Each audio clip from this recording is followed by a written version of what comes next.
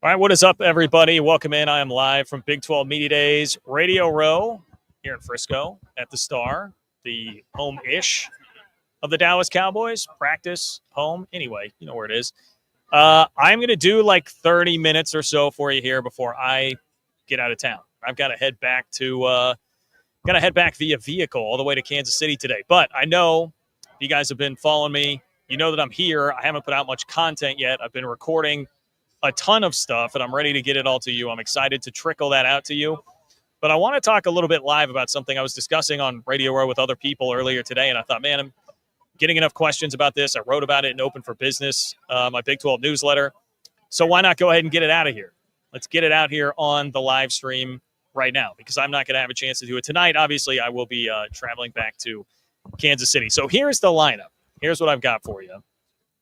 I want to talk about what Brett Yormark had to say at the podium yesterday, which there was plenty. And I think what he really has done is set a tone for what the conversation should be around the Big 12 and the college football playoff and his 5+11 proposal and all of that.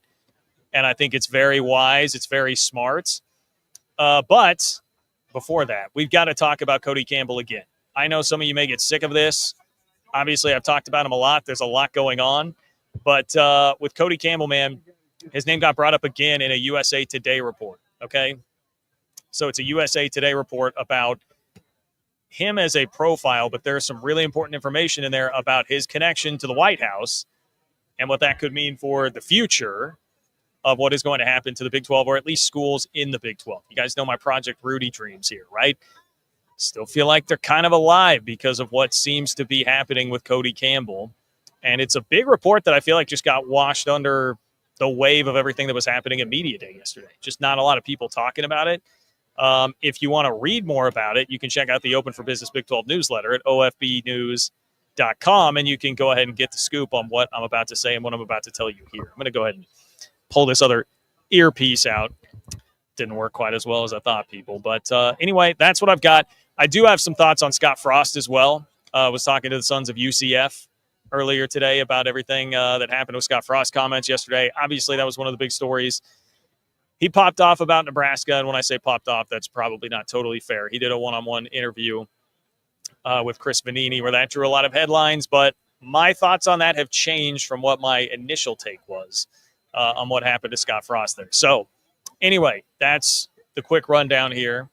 I know that this is going to be a smaller audience, being that it's the middle of a work day today, but look, I'm trying to give you guys a little bit of bonus content here. So thank you, Browns and Beers, for being here. Thank you for the Big Lubbock being here. Yes, we are indeed live. This is live from Radio Row. In fact, you can see over my shoulder, little cross promotion here. How about that? The 365 crew right over my shoulder. You can see them back there. So say hi to Smokey and the gang. Appreciate all of them. Same rules apply as always, guys. Hit me up in the comments of the video, John-Kurtz-4 on Venmo as well, if you want to drop a question or comment there.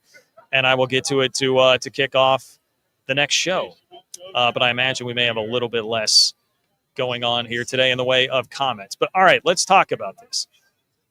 Let's talk about this Cody Campbell report. It's from USA Today Sports. It is Matt Hayes, I believe, wrote this. Yeah, Matt Hayes from USA Today wrote this about Cody Campbell. And as I said, it's really meant to be a profile of him, but I thought there was a very, very important bit of reporting in here about, again, the connection all the way up top to the White House and President Trump, the Presidential Committee on College Sports, all of that. So there's that. There's also the fact that there is a bit in here about how much the SEC and Big Ten is really upset. They hate, more or less, Cody Campbell and what is going on with him and somebody with his level of influence over this entire situation. And that, to me, is a good thing. I think the more that you are brushing up against the SEC and Big Ten, frustrating their leadership, making them upset, I think the better. I think that's better for the Big 12, quite frankly, the more that that you can do that. And it's probably just better for the good of college sports, quite honestly, if the SEC and the Big Ten do not like it. So let's get into it here, all right? We talked about the Presidential Commission on College Sports before. Cody Campbell was supposed to be one of the co-chairs of that. It got put on pause, and we have not really heard anything about it since then. Nick Saban was supposed to be involved at one point. But that kind of fell by the wayside after he publicly basically came out on the Paul Feinbaum show and was like, I don't really know why we need a commission. I don't know why we're doing any of this, which again seemed to me to indicate like, hey, they don't feel too comfortable about Cody Campbell, somebody with Big 12 ties, being this involved in it, somebody that's going to be looking out for the greater good of college athletics as a whole instead of the best interests of the two biggest conferences that are out there in the SEC and the Big Ten. Well, now we get a little bit of reporting here from Matt Hayes on this presidential commission. I thought at the time, it felt like, all right, this is probably just going to get shot down, and you're probably not going to have much coming of this for now. And that seems to be really confirmed here by Matt Hayes' report. It says, quote, there won't be a commission as had been previously reported. A person close to the process who spoke on condition of anonymity told USA Today Sports that it will follow much in the same way Trump deals with other problems. He finds a point person, and that person reports directly to him. So this is a bit of a wave of emotions within one single paragraph, because at first you hear, all right, presidential commission is gone, right? Presidential commission is gone. Well, that sucks. That was something that Cody Campbell was going to be pseudo in charge of, if not totally in charge of. And you want him to have as much influence as possible over the future of college athletics. So that would have been amazing had that happened. But when you find out, hey, that's actually not happening, but it's going to be handled by a point person, well, now it's like, wait, hold up. So Cody Campbell was supposed to be one of two guys. The other one, Nick Saban. Saban didn't really seem to want to do it. Now that thing's just totally fallen by the wayside anyway. It's going to be one point person. Well, what about that one point person being Cody Campbell? Does that now just become Campbell himself? Like, we cut out Nick Saban, forget that. The other guy that had Trump's ear, at least for a moment, when he was there for graduation at Alabama, cut him out of the deal and just get it straight to Cody Campbell, man. Make it all about Cody and what he can do. So when asked if he were that person, this is from the USA Today report. When Cody Campbell was asked if he is going to be that person, he said, quote, I've been in conversations with President Trump for quite some time now, and the one thing I can tell you is he cares very much about preserving and maintaining college sports. Not just football, but women's sports and Olympic sports and the opportunities they provide. It's one of the best things we have culturally in this country. So it is, yes, in essence, a sidestep of the question. But, you know, to be completely honest, if you're reading into that, he's kind of like, look, yeah, there might be a point person here, and I'm someone who's already been talking to him about this. Read between the lines. Do the math there, man. It seems like that's Cody Campbell kind of insinuating, like, yeah, I'm a guy who's going to be very, very involved here. So I don't know. I took that to be really, really positive news. To be completely honest, reading that from USA Today, and I'm already feeling like, all right, why is this not getting a little bit more run? Why is this not out there? And then you start to read down this, and I know I get some of this from, you know, SEC fans who find the show, and it was literally the first comment that we got here from Cornelius today said fears. Lots of laughing emojis. You'll grasp onto anything at this point, but if you're reading through this again from USA Today, you don't have to trust me. Trust this article, this reporting, or at least I will push that off on them. You can believe them or not, but this is another quote from the article. It said, there's a reason officials in the Big Ten and SEC recoil at the mention of Campbell. It's not just his brash use of existing NIL rules, but his public declarations that college sports is dying with a current system of winners and losers. And I'm sure, something that does drive the SEC nuts, because it is a system of winners and losers. I don't know how anybody could deny that at this point. And the obvious winners are the SEC and Big Ten, and the losers are basically everybody else. Like, you guys fill in wherever else. And here is Campbell advocating for the entire college sports ecosystem at large. And I read a little bit more from him. He had a good tweet yesterday. He had a number of good tweets yesterday. Just asked Texas fans about that. But he had a tweet about that yesterday where he's kind of talking about, look, everything good that happened in my life has happened because of the opportunities I got with college sports.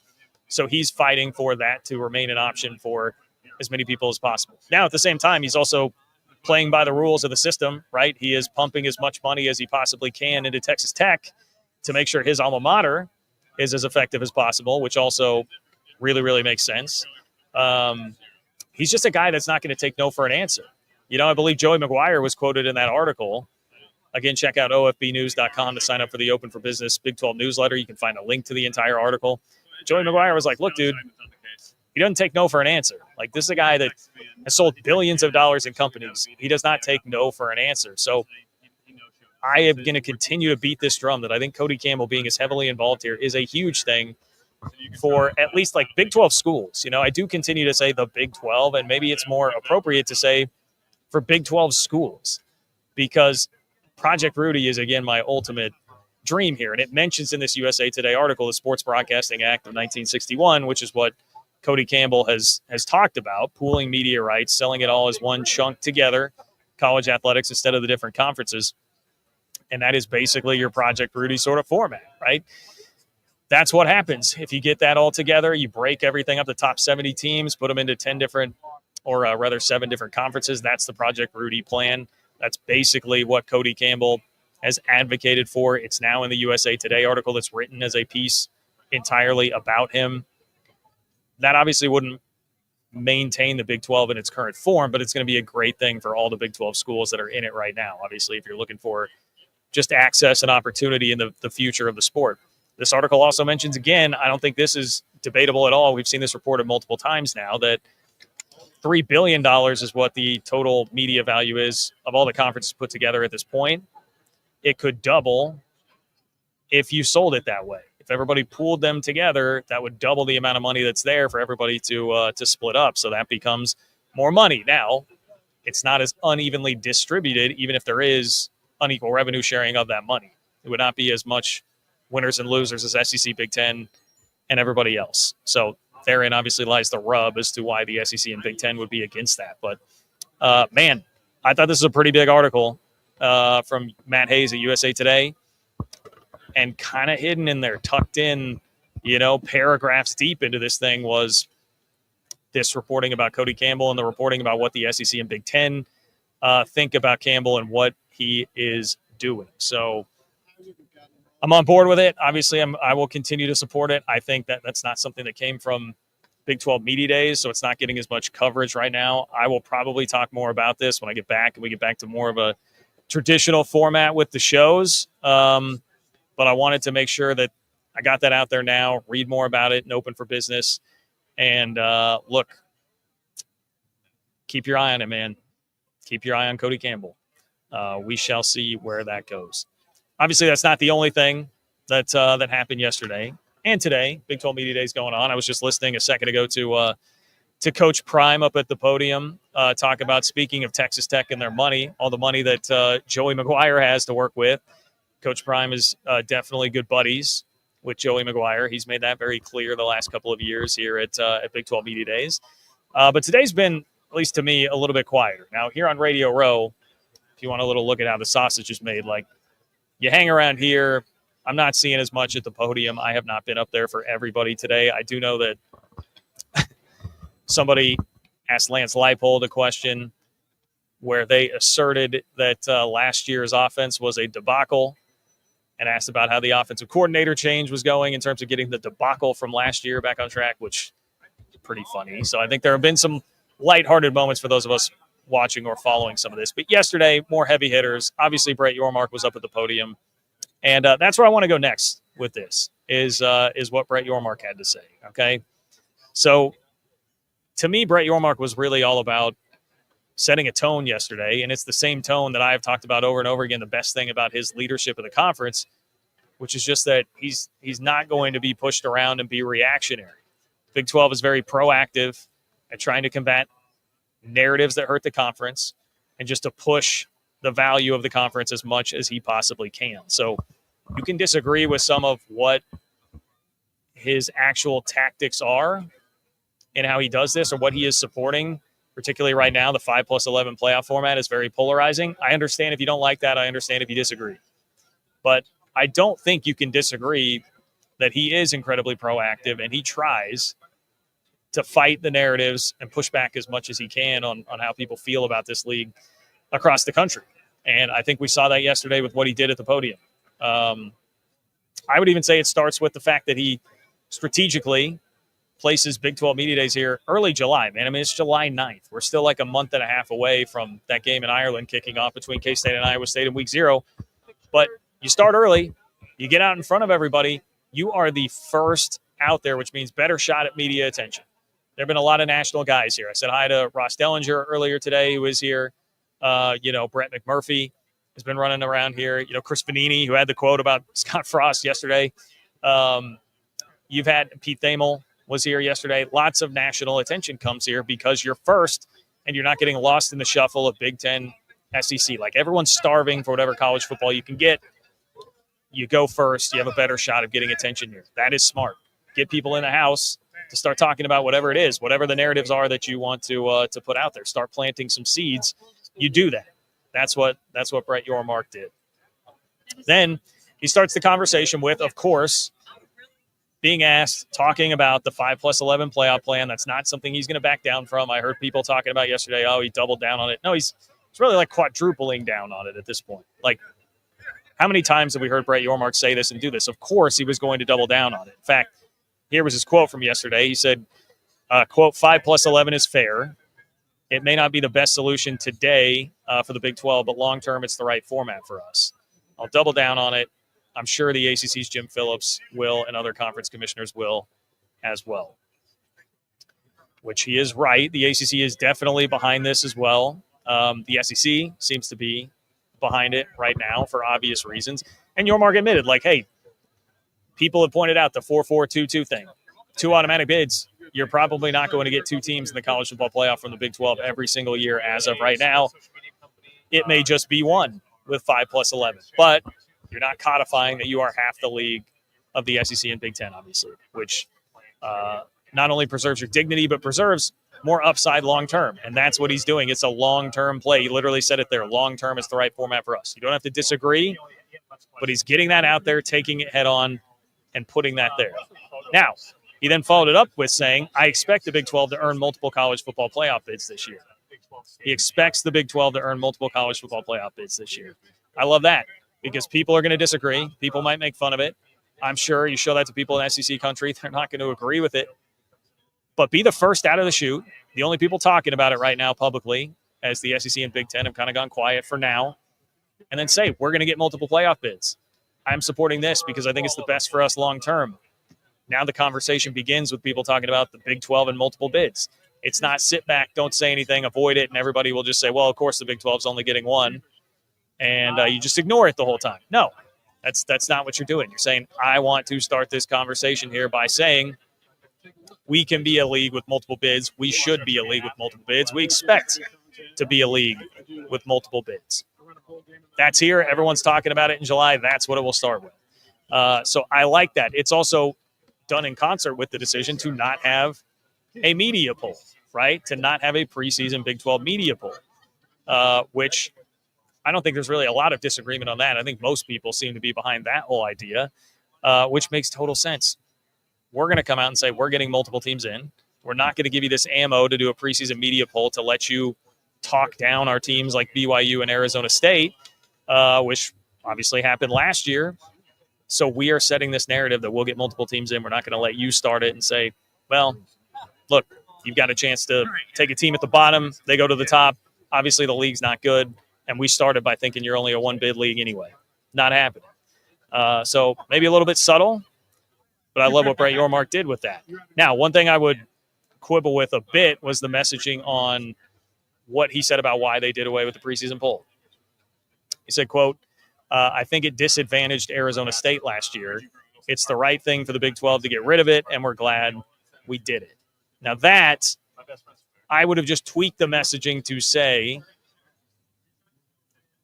I think it disadvantaged BYU last year. I think it disadvantaged our quest for multiple playoff bids, our chance at an at-large bid.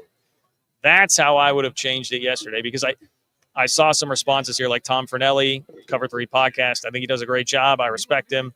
But he saw that quote about Arizona State and said, how was a preseason media poll a disadvantage to a team that got to the playoff and earned a first-round bye by winning the Big 12? Which, to me, that's a little disingenuous, but I also understand why you would see that and say that, because Arizona State did get to the playoff. They did get a bye. But if you change it to BYU, it's like, well, BYU got hurt by both the fact that the team that won the league was picked 16th, but also that they were picked 13th.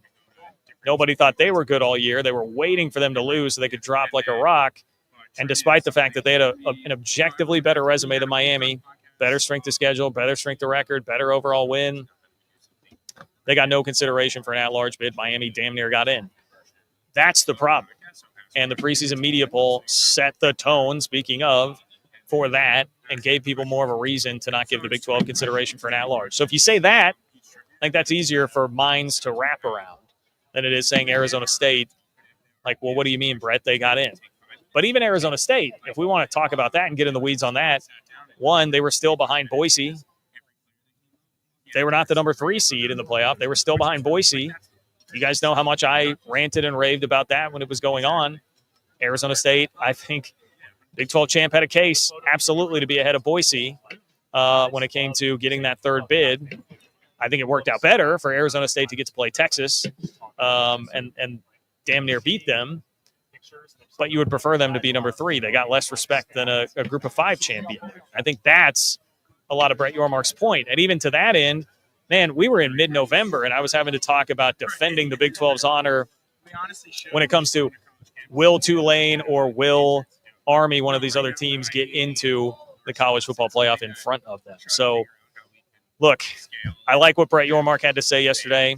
We're going to pivot a little bit here. I've got Willie Fritz standing by, head coach of Houston. So look at this, guys. We're going to get a live interview, which is awesome. Very excited about this. I will hop back into Brett Yormark in just a moment and talk a little bit about some of the best comments from yesterday. But let's welcome in Willie Fritz, head coach of the Houston Cougars. I'll have you grab this one, Coach Fritz. All right, if you want to slide over just a little bit. Appreciate that. All right. Well, thank you. Thank you for being here. Thank you for having me. I appreciate it. Yeah. All right. So I always like talking to you because KCSN. That's right. I'm a Kansas City guy. Yeah. Just bought a house. I just got back. You were in KC? Got back okay. Saturday. So you're Shawnee Mission Northwest grad. Shawnee right? Mission Northwest, and all my family lives up there. So I went back for 3 or 4 days. Had a good old time. Okay, awesome. Love that. Well, I live right by Shawnee Mission West, so if that gives you a little. Oh, yeah, I know exactly where you are. Yeah. One of my buddies I went by and saw, he lives right by West. Okay. West 84th Street. Yeah, I'm like 82nd, so pretty close. Yeah, pretty close there. Yeah, all right. What's the media day experience been like for you here this year? Any different year 2 to year 1 for you? In not so much. Not as hot. Yeah, not wow. Record heat in Vegas. Well, that was hot last year, but no, it's been neat. It's good to see everybody, and you don't get a chance really to talk to the other coaches, but I got a chance to talk to a couple of them, and but it's a good event. I've heard all about this venue, and I've watched a lot of film of high schools playing here at the Star, but I've never been inside of it. What a great facility for practice. Yeah, no doubt. Yeah, not bad at all. How do you evaluate last year? 4-8 season last year, but I mean, you guys had some big wins. K-State, Utah, TCU, like jumped up, almost beat Oklahoma. We were up and down. We had a good defense. We did a nice job defensively. I think we were probably one of the top defenses in the Big 12. Sometimes it's hard to measure when your offense isn't very good, but we struggled offensively, and we got to get better offensively. And then I thought we came around the second half of the season in the kicking game, but we're looking to try to maintain what we're doing defensively, but really, really improve, with our offense. We've got to get better in that area. With the coordinator changes this year, what does that do, and how tough is it to maintain consistency when you are flipping a couple of coordinators there? It's tough, but it's you have so much. NCAA's probably one of the only things they've done that's really good is they've been lax in the rules and allow you to do more things with the football. And so we, went through spring ball. The majority of our players were there for spring football.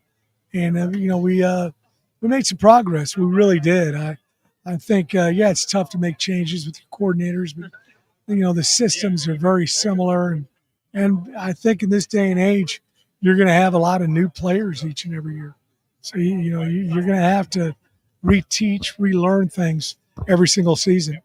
It's interesting you brought that up. You've got some schools in this league that are talking about 60, 70 new players potentially in their rosters.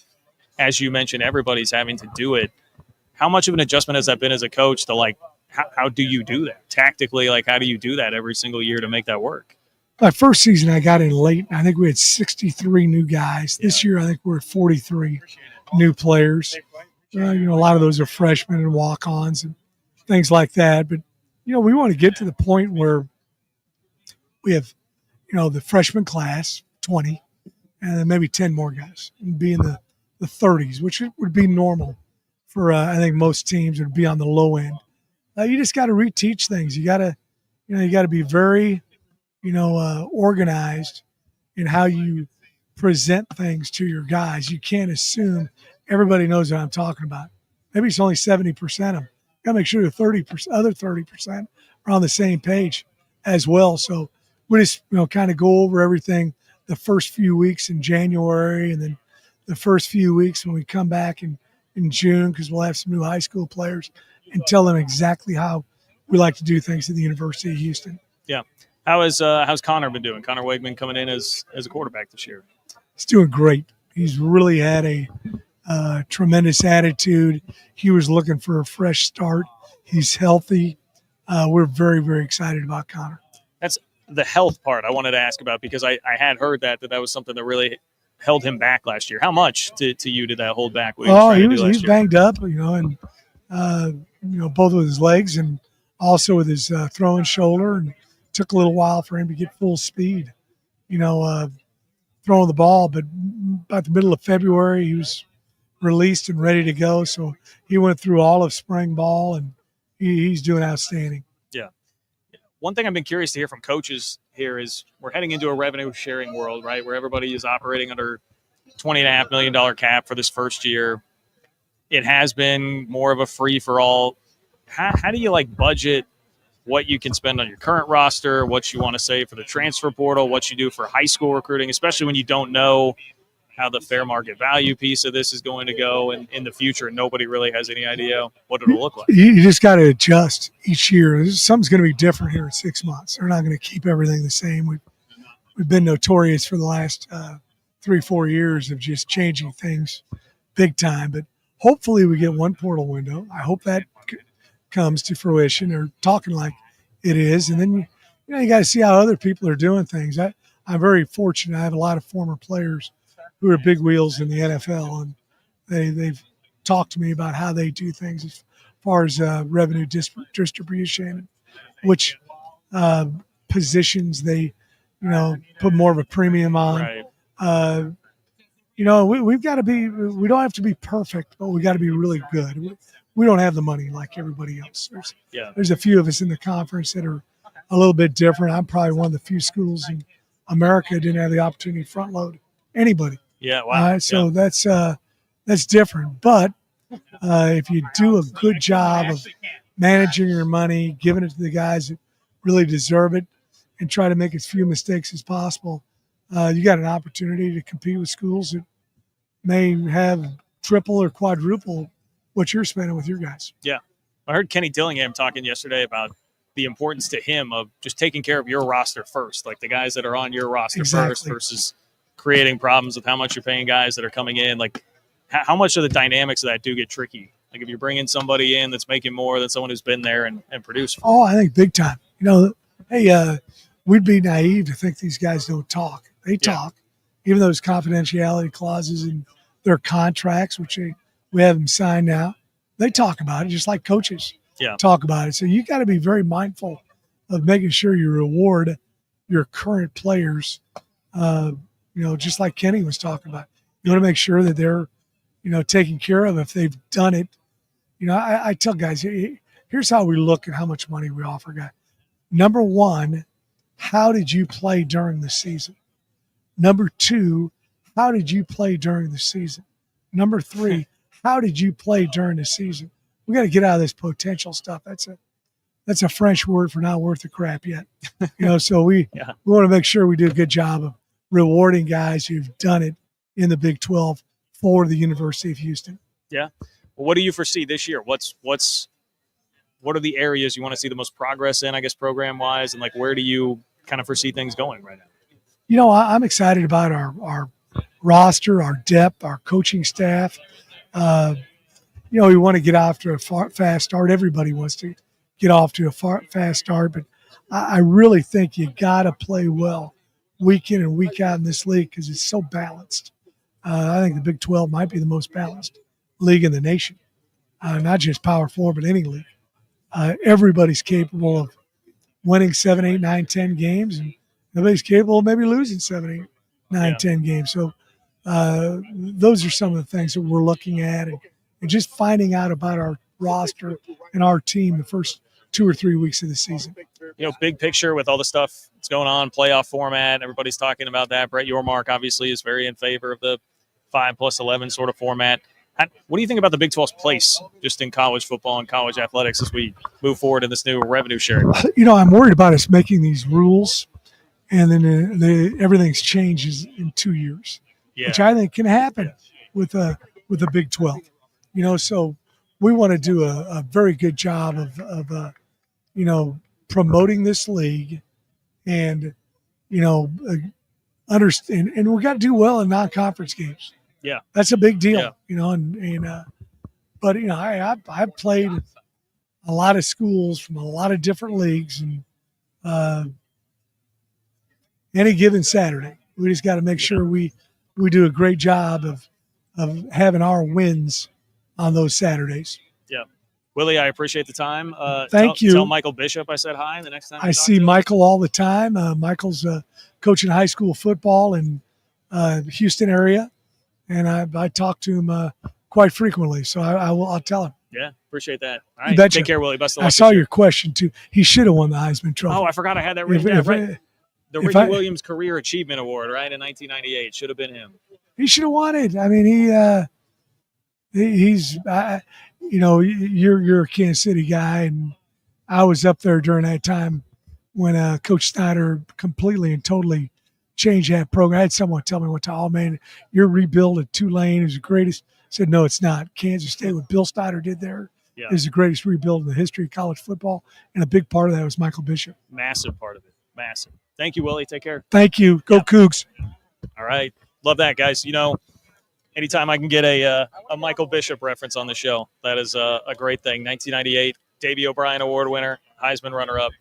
But, again, thank you to Willie Fritz, head coach of the Houston Cougars, for joining here live. How about that, guys? Live show, getting head coaches on. Great stuff today. I do want to finish the thought there. I was talking, obviously, about Brett Yormark and what he did. I basically got through the entire point of all of that. But I love coming out and saying we're going to have multiple teams in the playoff. We're doing this early. People are going to cover this, get media attention. I'm quadrupling down on 5+11, whether you like it or not, whether you disagree with it or not. And we're getting rid of the media poll to take a weapon out of your hands that you could use against us narratively throughout the season to try and prevent us from getting multiple teams in. All things that have even more importance. I don't know that I talked about it the first time we discussed the media poll going away. It's even more important now. If you're going to support 5+11, man, you better be working and doing everything you can. Angle your way into getting multiple teams into that playoff. Give yourself the best opportunity. I think Yormark has done that, even if I would have changed the messaging and said, hey, the poll hurt us from getting an at-large last year as opposed to Arizona State, which some were going after saying Arizona State got in. Why did it matter? Look, guys, at one point last year I had to come on here and say, yeah, I think the Big 12 deserves the 5th auto bid to the playoff for a conference champion over Army or Tulane. No offense to Willie Fritz, who obviously was one time the head coach at Tulane. Yeah, it was crazy that we got there. So I like what Yormark did at the podium yesterday. I told you, I have on the outline here, I've got the Scott Frost bit real quick. I want to talk about this. And shout out to my guys at Sons of UCF. Man, went on with them earlier today and was talking about this. And got some pretty good insight, I think, from a lot of folks at UCF about these comments yesterday. So Scott Frost goes viral for talking about the Nebraska job. This was not a podium quote. This came from an interview, I believe, individually with Chris Vanini, who is from The Athletic. And the quote that gets all over the place, basically goes viral in the college football world yesterday, was UCF coach Scott Frost on what he learned from Nebraska. Quote, "Don't take the wrong job." Now, you see that quote. I saw that quote immediately. I was like, whoa, okay, well, I'm not a big fan of that as a Big 12 guy. If I were a UCF fan, I would not be a big fan of that, because to me, that feels a lot like, well, I'm not taking much responsibility for what happened. It was a bad job. It was a bad situation. That, I think, is the tough part when you initially hear that. It was one of the worst Power 4 tenures that we've almost ever seen, and certainly recently have seen at a place as big as Nebraska, especially. You better be taking some responsibility for what happened instead of saying, well, it was just bad situation. Like, Scott Frost obviously could have made that better. Bad situation or not, he was performing worse than like Bill Callahan when Bill Callahan's in Nebraska, right? So you got to take some responsibility for that. But then there's another quote dropped underneath from Vanini that I saw after this, and I thought, okay, all right, well, this starts to make a little bit more sense. It says, Frost, quote, I said I wouldn't leave UCF unless it was someplace you could win a national championship. I got tugged in a direction to try to help my alma mater and didn't really want to do it. It wasn't a good move. I'm lucky to get back to a place where I was a lot happier. And it's like, okay, well, that opens up a lot more in terms of the context of what it appears he was trying to say. Not so much like, hey, I took a bad job, a bad situation, I'm blaming it all on that. It's more like, hey, man, I get it. He had been a head coach for 2 years at UCF. Another year or two of seasoning, especially when he had another great team coming back the next season, made a lot more sense. But when the Nebraska job opens, if they really want you, that's the type of job. You're only getting one opportunity in all likelihood to take that thing. So you got to either go back home and take it where you're feeling all this pressure to take that job, or you're not going to get it. You're not going to get what might be your quote-unquote dream job. We'll see. Maybe he would dispute that here at this point, but certainly something that would be in that category of that ilk. And so the full context of the quote would be, like, don't take a job you're not ready for, I think is maybe, if he wanted to change the wording there, don't take a job you're not ready for. Don't mess with happiness. I know that's something he has said before. That direct quote was like, when you're climbing the ladder to happiness, nobody tells you to stop. When you're climbing the ladder in life or something, nobody tells you to stop when you're happy.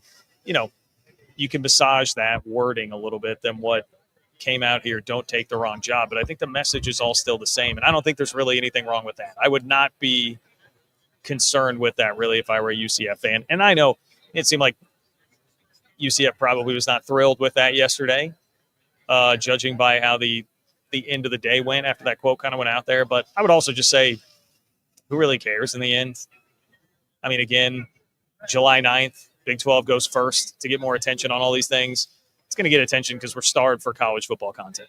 Like, everybody wants this. Nebraska is a big lightning rod of a fan base that you have, obviously a huge fan base that loves Nebraska. You got a lot of people that love to hate Nebraska, myself included, being someone that grew up with K-State's main rival being Nebraska in the 90s. So lots of people were going to latch onto that. Nebraska fans obviously are very sensitive about it and how the Scott Frost era went. It's going to draw some heat for now, but it'll do 24 hours in July and fall off the face of the earth. No one will be thinking about this once the season starts. I don't think it has any tangible effect on UCF or anything that they're trying to do. So if I were talking to UCF or UCF fans, that would be my message. I don't think it matters. I wouldn't worry about the content of what Scott Frost is trying to push here with those comments that came out. And it wasn't at the podium. That's another thing UCF people told me. He has not been talking about Nebraska. It's not somewhere he ever goes if he's asked about it. So it's not something he's like trying to – this was not like an offensive shot at Nebraska at all. I think everybody was a little bit surprised that he even said anything in general. So probably only reinforce that. I don't think you're going to see Scott Frost talking about his tenure at Nebraska anytime soon anymore as things move forward at UCF. That's a very made-for-content quote. That is a very made-for-content quote that we got out of Scott Frost yesterday. So, all right, it's about 3 o'clock. I got to start packing up here pretty soon, get back on the road to Kansas City, but I wanted to give you guys a little taste of what's going on here live at Radio Row. I've got a ton of recorded stuff. Talked to Big 12 CMO, Chief Marketing Officer Tyrell Kirkham. A lot of you guys liked that interview last year. Got some more with him about everything the Big 12 is doing from a brand standpoint. I talked to Scott Drapers, the director of competition and football with the Big 12. Great stuff there. Everybody who's complained about protected rivalries, get ready for that conversation. Let's see, obviously you saw Willie Fritz. John Wilner, my guy John Wilner's here. We had a great conversation that I'm going to get out to you. So lots of good stuff like that to look forward to. And I'll just slowly trickle it out to you guys. I'll be back doing a live show before too long.